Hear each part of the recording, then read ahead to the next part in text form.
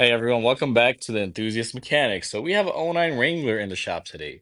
Now this came from another shop that told them they needed to rework their transmission. They need to pull it out and rebuild it because it's leaking and needs a refresh. They said the rear main seal is leaking. They said the oil pan was leaking. They also said that the valve cover gaskets are leaking. Now out of all those things, I think one is definitely leaking for sure.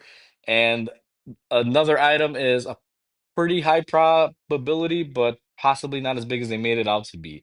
So this is a 3.8 liter V6 that Chrysler used for a bunch of years on minivans, and they have one common thing where they'll make the transmission nice and wet with engine oil, and make it seem like it's leaking, and that's all it is engine oil. This does not need a transmission rebuild or anything. But if we look on top of the transmission, if we can see that, there's oil all over on top of it, and then there's our engine.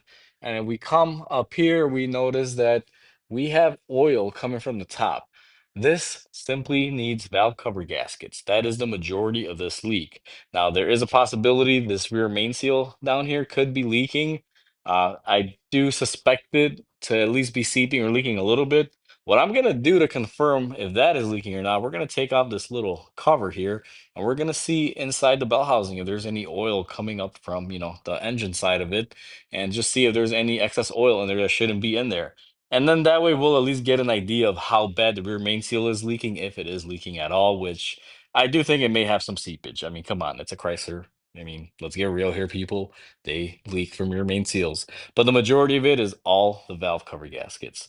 So I know it needs that for sure. And then rear main seal, well, we'll just have to see. But no, this car does not need a $5,000 rebuild of the transmission and all that other work. I think they gave them a total of like $7,000 or $8,000 to fix everything. And at that point, it just wasn't worth it. So they brought it to me for a second opinion. Luckily, they did, because they're going to wind up saving quite a bit of money. Because if it needs valve cover gaskets and possibly that rear main seal, I mean, worst case scenario, if we keep it pretty lean, shouldn't be more than like 1,000, 1,500, maybe 2 grand at worst case. But I doubt it even is going to go that far. So that's pretty much the moral of this story.